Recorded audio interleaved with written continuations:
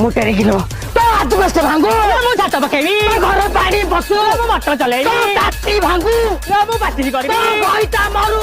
मु देसिया हेबी खीर खीडुलो मु दही करबी बाड़ी खाई जपनी खाई बाड़ी की देखा तू चोरी की तो देखा तो बाड़ी खाई कुटे